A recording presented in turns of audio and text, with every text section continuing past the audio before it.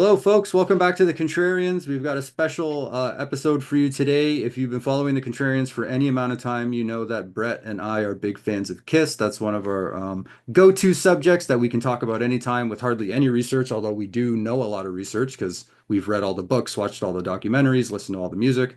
So Kiss is one of the bands that Brett and I like to do together. How you doing, Brett?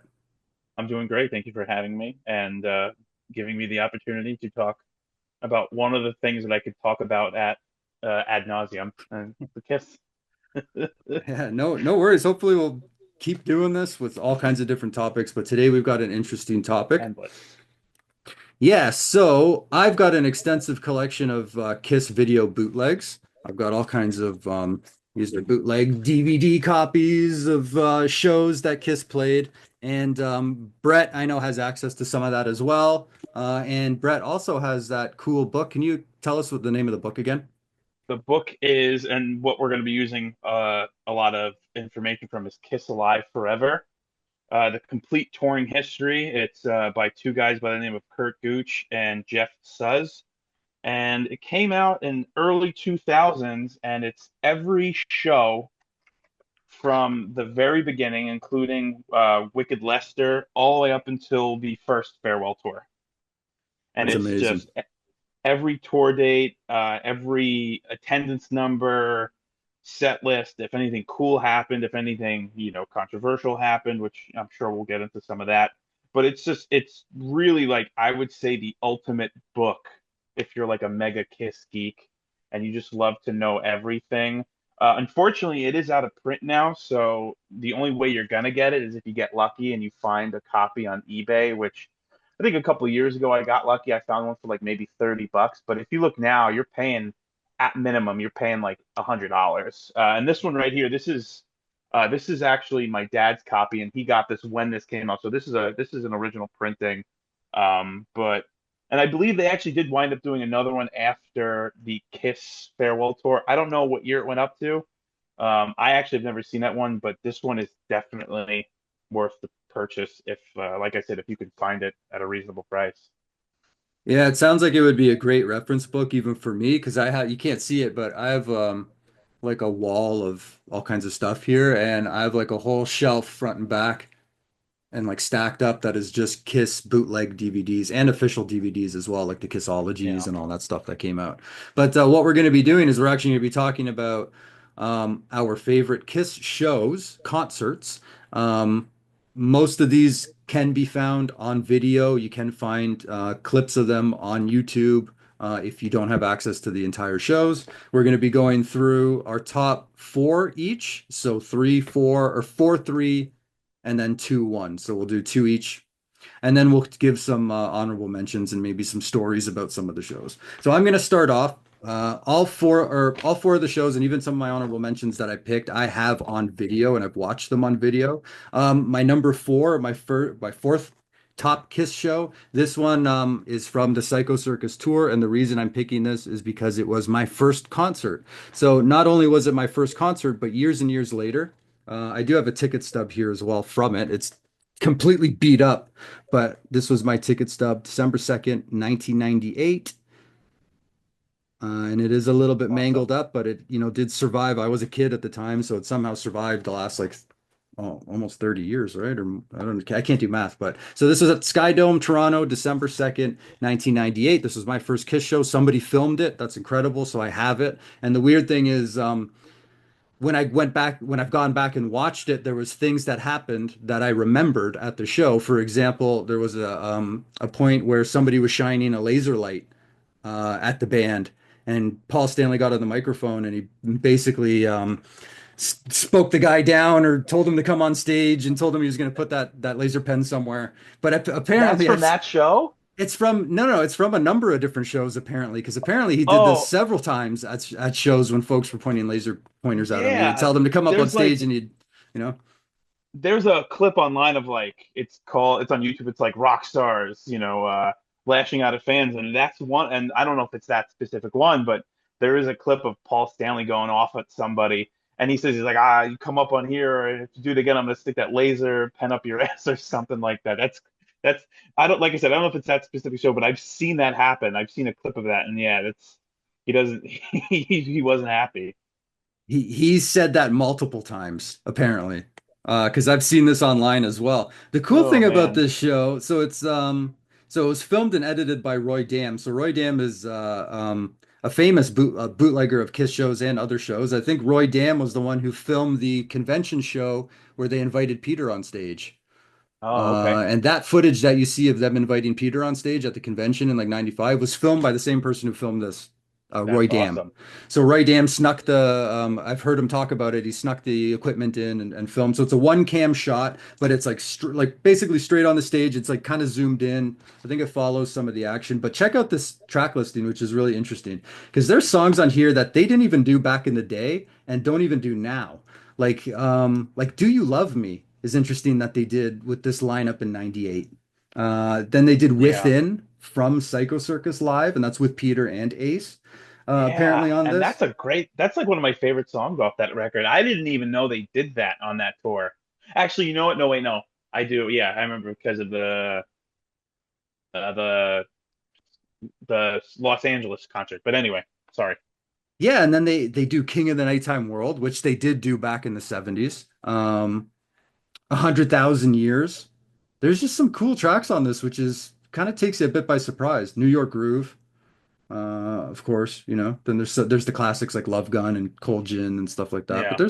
there's some interesting track Into the Voids on this. There's some interesting tracks on here for 98, including Ace and Peter. They weren't Yeah. quite yet doing the tracks that Kiss recorded after Ace and Peter, which I always found fascinating that on the farewell tour they would do like Heaven's on Fire, Lick It Up, and I Love It Loud, which I think is fascinating Hmm. that they would do those songs with Ace and Peter, but they weren't Yeah, doing that's them yet interesting. in 98. They started doing that, I think, in 2000, 2001. So Yeah. let's, sorry, go ahead.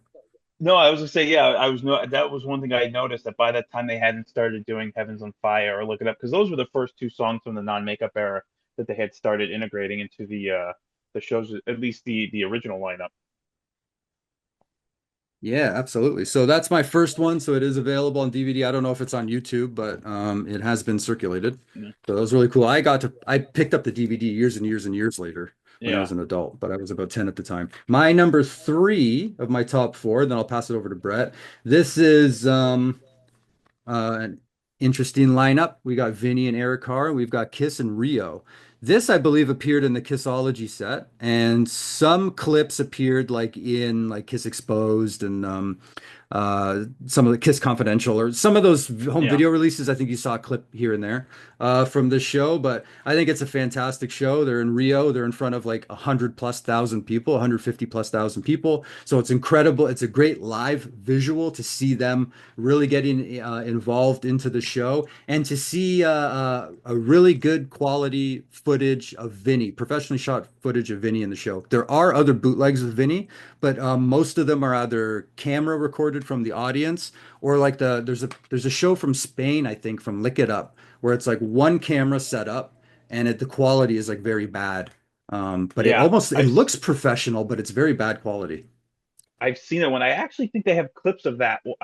Then they may have clips of that one on one of the Kissologies, if I'm not mistaken. It's them doing Creatures of the Night, I think. Yeah, I've actually got here's some other Vinny shows. I'll just show real quick. So Quebec Yeah. 84, that's a cam shot.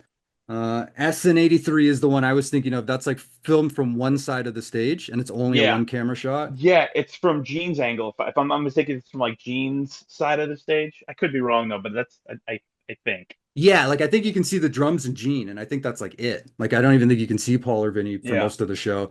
This is the one I was talking about, Spain. So this was like pro shot, but the quality is just like awful. But it's like 45 minutes or so, Hmm. something like that. Then I've got Sao Paulo, which is I think pro shot, but the quality is not the greatest. And then Yeah. Montreal was filmed from the audience. So, anyways, I like, Vinnie Vincent. I like the live shows with Vinny. I like the footage with Vinnie Vincent. They Yeah. do some great songs on this: God of Thunder, Creatures of the Night, War Machine. Then they do some classics like Firehouse. So it's just a great. This is the best footage you're gonna get of Vinny and the Yeah. band, and I think they do a great job. Is Love Gun on that one? Let me see here. So it's not on the track listing, but I know oftentimes like I've traded bootlegs with folks and I've gotten a version and then I Yeah, get updated versions that have like new track listing. It might actually be on the DVD. I don't replace the cover. I just replace the DVD when I get a better version. gotcha. So the cover Okay. doesn't say Love Gun, but it might actually be on there. The reason why I asked is because I was looking at the notes for this show, and it says, strangely enough, Paul has Vinnie Vincent introduce Love Gun to the crowd. Huh, interesting. I don't think Yeah, I've seen that. yeah. So that's why I was curious, and I'd never heard of that before, so that's why I had asked if that was the full version. Because that's interesting to think, like having him, talk to the crowd. It's usually like Gene doesn't even do that. Like that's a Paul thing. You know what I mean? Yeah. So no, I don't remember. I'd remember that if I saw that. Yeah. Okay. All right, so I'll pass it over to Brett. So what's your 4 and 3? So before I start that, I just want to say you have like a obviously have like a very extensive collection of bootlegs as we've seen already. Me, not so much. I have some stuff that my dad has acquired through DVD. When I was younger, there were actually some VHS ones that I used to watch. But for the most part, like the majority of the shows that I would come to see, like as I got older, is mostly stuff that people have either, uploaded onto YouTube or have uploaded onto either on YouTube or anything that has appeared on like any of the Kissology or any of the the Kiss home videos and stuff like that. So the majority Yeah. of my picks are going to be kind of like in that realm. But my first And choice, probably if you were watching like bootleg videos on VHS, they were probably done by Kiss Vision. It was like yes, I think like fan made, like they weren't official, but they did like high yeah, quality productions of bootlegs. there was a mall in Brooklyn that my parents would go to there was a guy that had like a stand where he would just sell bootleg VHS tapes. And like that's where they had gotten some Kiss stuff, and that's where I'd seen like at the time like a lot of like fan made like greatest hits type clip VHS ones. There was one I used to watch when I was younger called Kiss Evolution, Yeah, I had that one on which VHS. I actually think is on YouTube somewhere. Yeah, and it only goes up to I think like the Dynasty because '79, I think. Yeah. yeah, because the last thing on the VHS tape was clips from the Tom Snyder interview. But anyway, my first choice is from January of 1975, the Kiss Live at Winterland. If I'm not mistaken, the first time I saw a clip from this performance in particular was from the Kiss My Ass home video. I think it was Parasite, and it's probably one of my favorite early live performances by the band. Some things that stick out aside from the fact that it's recorded in black and white is that the band pretty much performs in front of nothing. Like there's one photo where you can kind of see the Kiss logo, but for the most part the camera angles close up, so there's like nothing behind them. It's very stripped down. You see Gene's candelabra. I think you maybe get some like smoke during like Firehouse. I don't even think like I can't even think off the top of my head right now if Gene does. Gene wasn't doing Fire by then. Actually, no, he was, but I don't think he does Fire. And this is I don't know if he does Blood. But like one of my favorite things about this show is just it's them in their rawest form. It's just it's a very stripped down performance. They're only doing stuff off the first two records. And they just sound so good. They sound so friggin' good on this performance. Um, and the one thing I was surprised about, because I had always assumed that it was like a rather small, like intimate, somewhat setting, but according to the book, they played for the capacity for the venue was 54,000 people, and they played to 54,000 people. So that's actually pretty cool to see. And then following from that, my performance, my second favorite performance is from November 22nd, 1980, Kiss Sydney, Australia. Which date is that? Because I actually didn't realize these are two dates. I don't know. November Is that 22nd. okay? Oh yeah, it says right here. Yeah, so the November 22nd show was archived. The first one wasn't. But yeah, this is from their very first tour overseas to Australia. I think if you are familiar with any of the uh, video content from that era, they were huge in Europe at the time. They called it Kiss Mania. Like they compared it to the first time the Beatles came to the States and everything like that. It's the first major tour with Eric Carr on drums. So, I think here you have a band like, it's well known that by 1980, Kiss was essentially kind of, especially in the States, they were a sinking ship. So you had them here. You have this band performing overseas to thousands of people, more people than what they had been playing to in the States at the time. And Eric really brings in that new sense of power, that kick in the ass that they desperately so needed at the time. The set list is really good too. They open up in New York City, and that's actually one of my favorite songs off that performance because, and Marco probably remembers this, but Paul has like this weird, like vocal effect when he's singing that song, which always stood out to me. And I think maybe that's why this is one of my favorite performances. Yeah. But aside from that, they do some stuff off of Unmasked, which was really cool. They did Shandy, Talk to Me, Is That You? For some reason, I could have swore they did something else, but they do not. Um, yeah, and then You talking stuff. about from the solo albums? Because They they don't do did that anything. in '79 with Peter and Dynasty, and Yeah, it's the same stage. it's the same stage. The only song from the solo albums they do, actually, yeah, the only song from the solo albums they do on this leg of the tour is New York Groove Yeah. because that became a hit for them. Um, and then obviously Eric, they do God of Thunder into the Eric Carr drum solo back into God of Thunder.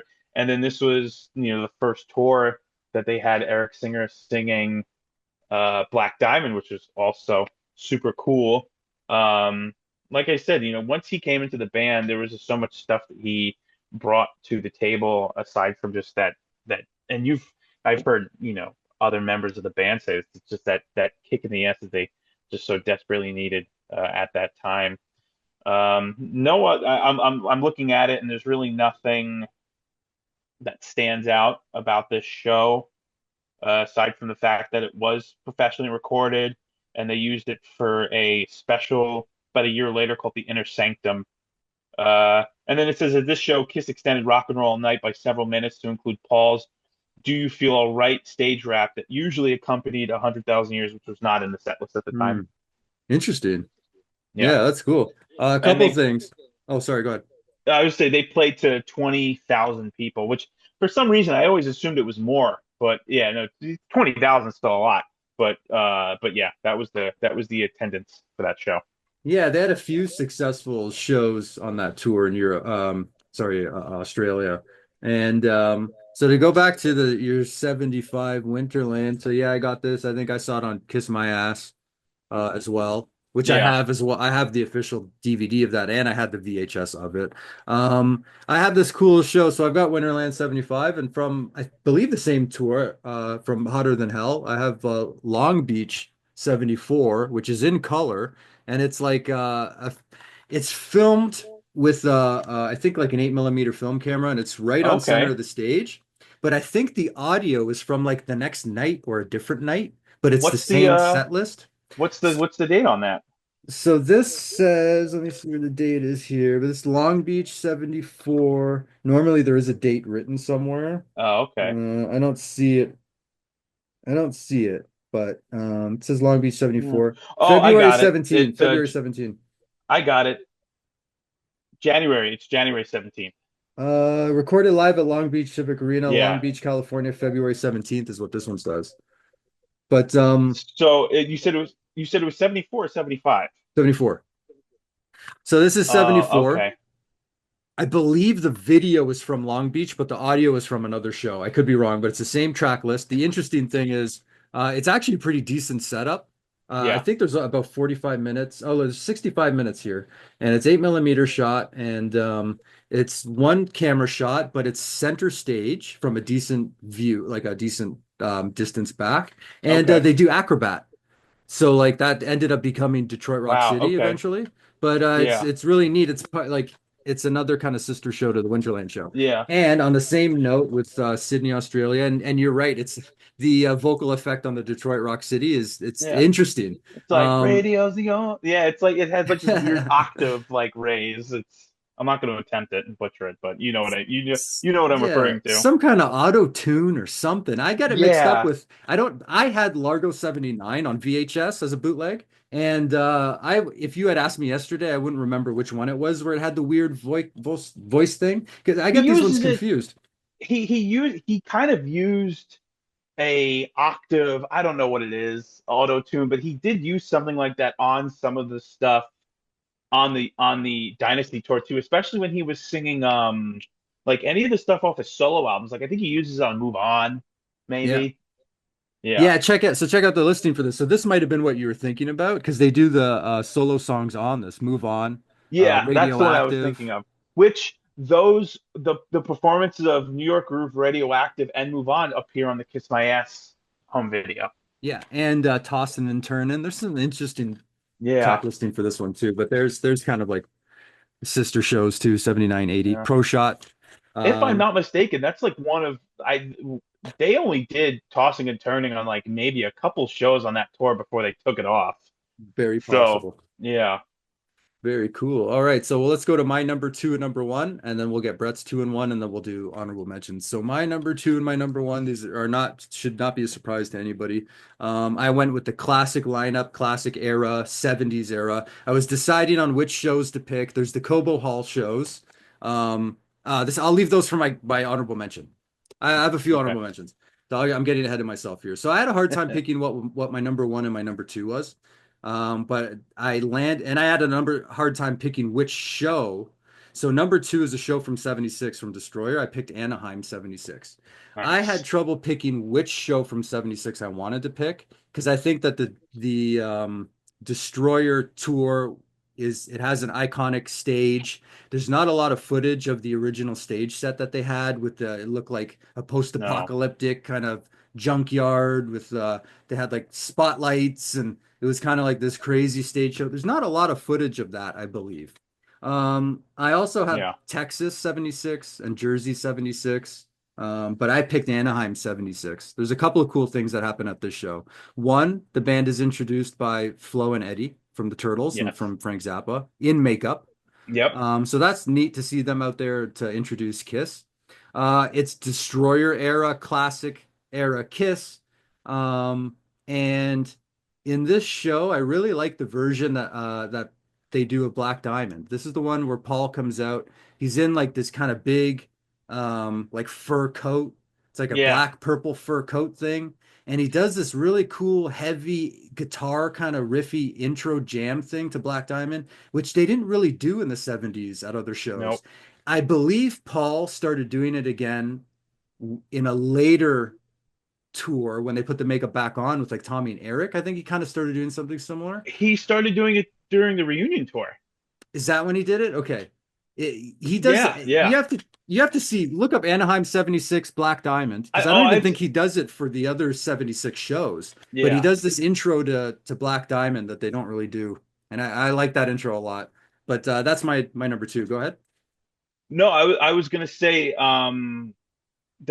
what you had mentioned about he started doing that if I'm not mistaken during the reunion tour.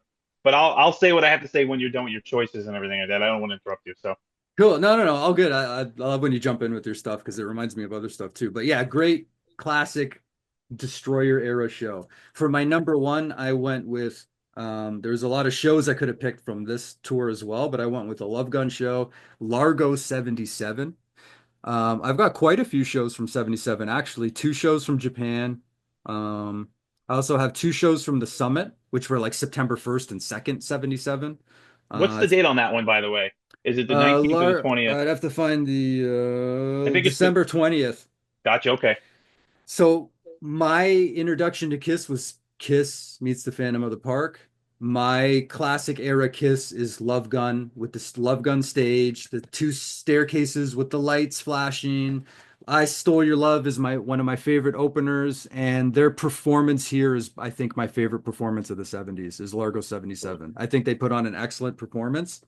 Um, there's a feel, I don't know if it's the production of the audio or if it's their actual performance, but like when I watch like Summit Night 1 and 2, which is also pro shot, it doesn't the energy feels Yeah. muted. But when I watch this, this captures the classic era of Kiss 77 with my like favorite opener, great classic track listing. I mean, this is all classics. Shock Me, I Want You from that era, right? Let Me Go Rock and Roll, Making Love. These are classic songs that like um they did in the 70s. And yeah, it's probably my favorite Kiss show is this show, Largo 77. It's funny that you had mentioned how like the quality of that show is so good because reading up on it, it says that special emphasis was placed on the production value of this performance. The result far surpasses any other shows with generous amounts of wide angle shots showcasing the entire stage and an eye production detail that is missing from other appearances. And the reason why is because portions of Shout It Out Loud and Rock and Roll Night were used the following month for the American Music Awards. Oh, cool.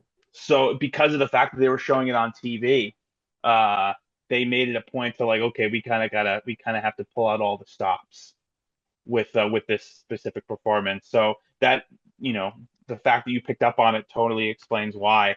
And then as for your Anaheim show, there, if you don't mind, there's some actually. So that was the biggest crowd they had played to up until that point in their career. They played to almost 43,000 people, Cool. and that arena held just under 54,000. And the openers were Ted Nugent, Montrose, and Bob Seger. Wow, But cool. it says um, there were some very interesting things. Kiss's already monstrous stage production was even more exaggerated for the show. A lighting effect modeling the New York City skyline was added above the main lighting rig, and a lengthy firework display followed the show's final encore. The entire event resembled a giant carnival with tightrope walker Unique McPeak giving a circus-like performance between the sets of Montrose and Ted Nugent, and then they had a hot air balloonist piloting his craft into the stadium between Nugent and Kiss. Huh. I don't think there's any footage of that on the DVD, any of that stuff. But it's I a don't think so, and I've seen it now. I've seen that one. That was like one of the earliest ones I remember. And is that the one where does Paul have the weird, the blonde streak in his hair in that I show? think so. Yeah, I think so. Yeah, that's something that's just like never talked about. The fact that at one point Paul was like, "I'm gonna Yeah, add a streak to my it's just quaff ignored. of hair." It could be. Yeah, It could be from that show. yeah, I'm but not you know, I just 100% thought, sure because I also think you can see it in the Jersey show, but I'm not 100% sure. yeah, I just had thought that that was actually, I thought that was kind of funny. Excuse me. So my last two choices, the first one up is they're spoiler alert, they're both non-makeup performances. The first one is October 14th, 1990, from the Hot in the Shade tour, Auburn Hills, Michigan, the Palace at Auburn Hills. Um, this, in my opinion, was a band after kind of being so lost throughout the 80s. They had finally found that spark, that reignited spark that they needed. Kind of like what I said with the Sydney show, you know, at that point you had Eric bringing that spark back for them, and now this was a collective spark. I feel I do know that at this time, especially this tour, one thing that was very important and one thing that a lot of people were talking about was that Kiss started playing old stuff again. Oh my God, we can do a whole video just based off the fact that those costumes are so historically inaccurate, but I don't want to get into. I don't want to get in. I get so mad about that, but it's like no one else does. But anyway, one of the cool things about the Hot in the Shade tours, like I said, it was a band that was in full reignited. And another one really cool thing was that they realized that like people want to hear us play the old stuff. Like a lot of those tours in the 80s, they did a couple of the staples, but they had a very big emphasis on we're going to do stuff off the current records. And then once Hot in the Shade came, they're like, okay, well, we can do some stuff off Hot in the Shade, but like people want to hear the classics. You know, like they open up with "I Stole" that you just said. "I Stole Your Love" is one of your favorite Kiss songs. They open up with that, and the really interesting about this show is that Black Diamond is the fifth song in the set list. It's just like they do "I Stole Your Love," "Deuce," "Heaven's on Fire," "Crazy Crazy Nights," then literally right into Black Diamond. Um, and then in terms of like stuff that they were doing off Hot in the Shade, you know, they did Rise to It, and I believe they did Forever. There are definitely a couple other songs I would have liked to have heard from that time off that album. And then, you know, they're doing, like I said, they're doing a lot of old stuff. "I Stole Your Love," "God of Thunder," "Love Gun," "Just Rock City," "I Want You," "Cold Gin." They do "Tears Are Falling" and "Lick It Up." And uh, I'm not, maybe you could help me with this. I'm not well versed on like the 80s era bootlegs and stuff like that. But the one thing I did like about this was that when they did "God of Thunder," during the part that follows the drum solo, they have Leon the Sphinx do the part where Gene goes, I am the Lord of the Wasteland. But it's like this really cool, like robotic modulated voice, which I always enjoyed. Um, but yeah, this is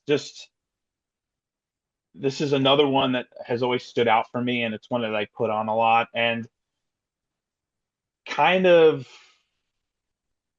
kind of in like a connected way to my last choice. I'm going with August 27th, 1994, Sao Paulo, Brazil. It looked like that they were playing it was a Monsters of Rock performance.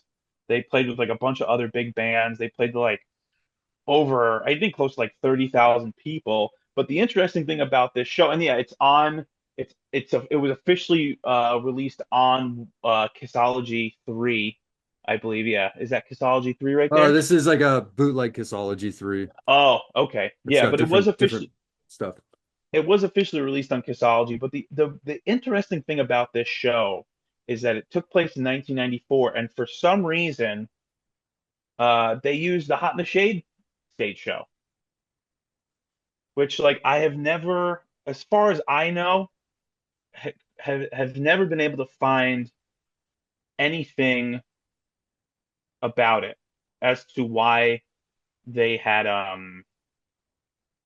used that. I always thought that was super interesting, especially because it's like, you know, they had a tour prior to that.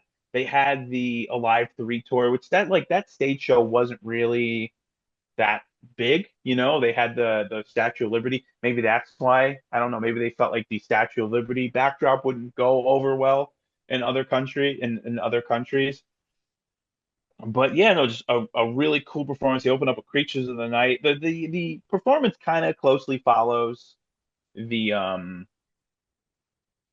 uh the Alive 3, you know, "Creatures of the Night," "Deuce," "Parasite," "I Stole Your Love," "Watching You," "Cold Gin. They do, oh, actually, one that they do on this tour, on this show specifically, that was really cool was they do "Making Love," which is a song I feel like you didn't hear a lot at that time. Uh, and then, surprisingly enough, even though even though I don't think it's on the performance, it says it's listed here, but the last official song is "Heaven's on Fire," which is very interesting. So, like I said, I don't know if like the performance you have. I'm almost certain the performance I have doesn't have "Rock and Roll All Night," but according to this, they do play it. But it's just not on the video for some reason. So for them to not even do that song, but then end with "Heaven's on Fire" is such an interesting choice. Yeah, the funny thing is there's such a plethora of video from that era, that early mid 90s era of Kiss, that it all Yeah. kind of blends together for me. There's shows from Japan, there's shows from Detroit, there's like club shows, and it's all from that like revenge plus the next couple years on Yeah. era when they were playing with Bruce and they kind of had all the black leather, right? Kiss Yeah. Confidential kind of wait, Kiss Confidential is the 90s show, right? Like Detroit 90, I think. Yeah, Kiss Confidential is the Or is that is Revenge? yeah, Kiss Confidential is like a Revenge Alive Revenge era, 3, because I they do think. take it Yeah. off, right? Yeah, Live Yeah. 3. Yeah. That Live 3 era, there's lots of footage from that era. Like lots Yeah. of footage. And so they all kind of blend together for me. I've seen Sao Paulo 94. It's on my Kissology Volume 3 bootleg. Yeah. But there's lots of footage. I've got like one from here's one from Japan from that same era. This is 95, and they do a lot of the show tracks that you mentioned, right? King of the Nighttime World, Parasite Unholy, Creatures of the Night, Domino. I Was Made for Loving You, which is interesting because apparently they didn't record that live for Kiss Alive 3. Apparently they recorded that after the fact in the studio or something because they Yeah, just tried they had to throw a couple extra hits on there. So I think that one yeah, was completely studio, wasn't it? there are a couple of songs that I think Watching You and I Was Made for Loving You are the two songs from Alive 3 that they recorded in studio, if I'm not mistaken. But Yeah, they and do that sorry, I didn't mean to cut you off. no, no, I would say, but I do know they do Watching You on this show. And that 90s show, Auburn Hills or whatever they talked about. Yeah. I don't have that show, but I have 90 London, Ontario. And I actually have a ticket stub from Hamilton. So this Yeah. this was filmed in London on October 13th, 1990. I actually have a ticket stub from Hamilton October 12th, so the night before 1990. Um, and I have a ticket stub from Whitesnake Kiss in Hmm. 1990, which is interesting too. So that's from the summer 1990, where Kiss opened for Whitesnake, and apparently people walked out after Kiss played. What But was that the what was the date for that show again? Because I actually do have a I do yeah, I have a story about that specific show, the White Snake and Kiss show. so for the Whitesnake Kiss show, it looks like it's June 15th, 1990. I'm not sure where. June 15th. Okay, yeah, I can get into that when you're done with this. But yeah, I do have an interesting there is some interesting information about that show in particular. Yeah, I was just going to show this one to mention what you were talking about, but the this is a Hot in the Shade show from the same tour that Brett had talked about, Yeah. and the track listing is pretty much the same. They do it's weird. They do Detroit Diamond. They do Black Diamond as their fifth tune. They Yeah. open with I Stole Your Love. There's Hide Your Heart on here, Forever. Rise to It should be on here as well. Fits Like a Glove is on here. So it's an interesting. That's what I like about that would be like one of my honorable mentions is kind of like that early mid 90s era because they were doing a lot Yeah. of cool stuff from the 70s, 80s, and Yeah. 90s that they didn't really do a lot before that or after. So there's a cool track list there. And if you look at the shows from the 90, 91, 92, 93, Yeah. 94, 95, you'll see some interesting track listings and set Yeah, it lists. was like I feel like during the 80s they were kind of afraid of what they were during the 70s and they kind of steered away from a lot of that material. And like I said, they had, stuck to aside from the staples, they just kind of focused on what they were releasing at the time and by 1990 they were like, "Oh shit, like people actually still really care about these songs, so we might as well start doing them." And then, they did the whole thing with the Rise to It video, and I had heard, I've heard rumors around that time that, they were kind of toying with the idea of either like a possible reunion tour with Ace and Eric. Um, and then I also know that they had also toyed with the idea of having Ace open for them on the Hot in the Shade tour, but he had turned it down. I think didn't Paul Stanley get on stage with Ace at one of Ace's shows and jam with him or something? And I think around this time, like Frehley's Comet or something, or the vice versa, Ace really jumped on stage with him. But there was something. There's I an interview with Paul and Gene, and they're in like it's from 1990, and they're in like a bathroom like shower stall or something, and they're being interviewed. And they talked about how they ran into Ace at like a Paul ran into Ace at a club, and they talked about having a conversation about should we get back together kind of thing. And they mentioned it in the yeah, interview in 90, which is interesting. yeah. It's one of those crazy. This band has so many crazy like what if moments, and that's definitely one of them. Like, what would it have been like if they got back together in 1990 with that, Creatures of the Night lineup? Because I don't think they would have kicked Eric out, even though Eric getting kicked out was a very real thing that he was afraid of in particular. But I think they would have at least tried to do Paul, Gene, Eric, and Ace. Absolutely. All right. So why don't I'll run down a couple of my honorable mentions, and I have so many shows. There's so many more shows I didn't even bring down. I don't have any of the Cobo Hall shows. Like I can Mm, grab them, but I didn't put them on my list, but they did three yeah. nights in 76. Those shows are great too. Those are three of my favorites. One I got of all three nights.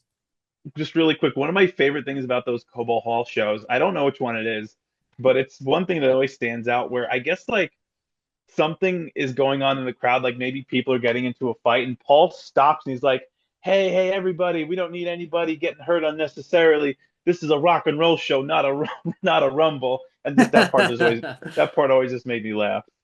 Yeah, so those shows are great. What I was talking about earlier about the not knowing which show from 76 to pick, one I was toying with was Jersey 76, Texas That one's 76. yeah. Texas is a good one too. I've got that one up there.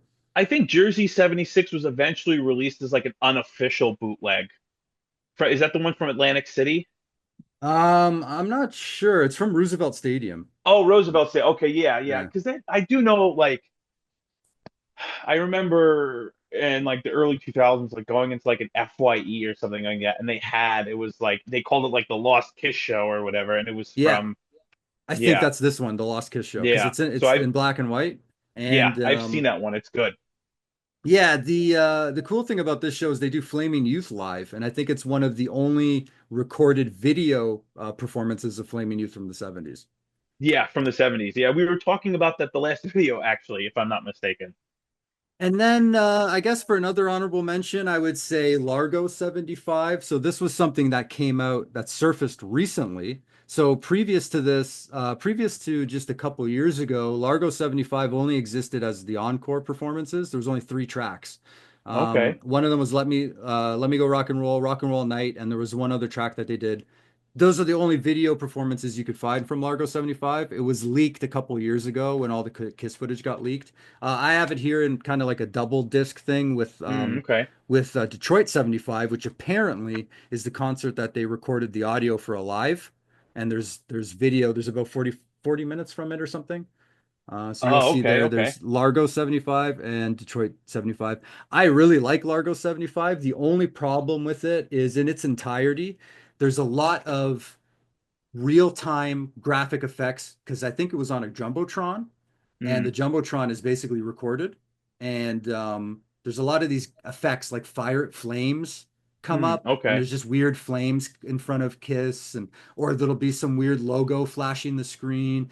I guess okay, if you were there in attendance live, it would have been like, oh, cool, look at the video effects. But when you're watching it at home, I think it's a little bit too much. I kind of just want to see okay. the band. It's a little bit more than necessary, I think, but that's what kind of kills that show for me. But the fact that this entire show from 75 was released a couple of years ago, that was Pro Shot, is fantastic. So Yeah, that was I've another seen one of some of that. my honorables. Yeah. Um, my honorables, so I've this one is kind of just like a personal choice. I've never seen a bootleg of it. I'm sure a bootleg of it exists, but it's the first time I saw Kiss. December 29th, 1996, Nassau Coliseum. Um, it was the original lineup, the first reunion tour. I think that kind of like speaks for itself in terms of like why it's so special to me. But in terms of shows that I have seen, just off the top of my head, um, definitely those early Cobo Hall shows from 76 from the like the Alive era. Largo 79 I actually always did enjoy because I like the integration of the Dynasty stuff and then also um Solo albums. the solo albums. But if I'm Yeah. not mistaken, I don't think the version that I have has tossing and turning on it. I would have to check. Because that was also another thing that like when those bootlegs were first released, sometimes they'd be edited because you can only fit so much on a VHS tape. Like it's different now when you're putting it onto like a DVD or you're putting it onto YouTube or something like that. But like originally, some of those shows were edited where there was stuff on it that you just didn't know existed. Yeah, Another one that I even in like the DVD bootleg era, like there's shows like I've been traded like or gotten for free, and there's bootleg circles. I don't know where you can find them, but there's bootleg circles where people trade this stuff freely. Now you have yeah to download it yourself, burn it on a DVD yourself, print the Yeah. cover. Somebody makes the cover. It's all fan done. It's all free. Yeah. Like nobody, there are people that sell, but it's kind of frowned upon. But anyways, Yeah. that's a whole nother thing. But like there's shows like Texas 76 where I had a version of it that was like 45 minutes. And then like a year later, they were like, "Oh, we found this newer version that's better quality that's like 65 minutes." And oh, a year later we found this new version that has here's this other track. So the version, like a lot of these shows I've downloaded more than once because newer versions with more material come out. Like even the 76 show that I mentioned, the black and white one. Um, this has come out a couple times with more and more footage than it Okay. did initially. And Yeah. for example, Texas 76, sometimes there's really cool footage that they have where it's like there's like 30 minutes from Texas 76 that's before they even go on stage. It's just all crowd shots. You're just seeing the crowd kind of come into the stadium, and it's Yeah. really cool. There's stuff like that. Yeah. And even the version Yeah. of Rio that I have, Rio 83, there's a whole like news segment of them like landing in the plane and stuff like this. Like there's a Yeah. lot of extra footage on it, which is really neat. That's one of the cool things with like some of the stuff that's popped up on YouTube in the last few years that you'll see like that's how I saw the Houston 76 of like me and my dad. I think me and my dad had watched it sometime last year, and I just thought it was really fascinating that it was like, yeah, it's like the first like 20 minutes is just people coming in, you hear the music being played over the PA, people just like kind of like having a good time partying and stuff like that. I think that's really cool, and I think that's something that I appreciate in terms of because I know you'd mentioned it. Like there are some people that sell it. There are some people that are very guarded when it comes to the bootlegs, especially Kiss. It's insane. But then you have the people that will just upload it on to YouTube for free because they're like, well, I want people to see this as well. You know, it's special to me. I want it to be special just to other people. So I really appreciate when people do that.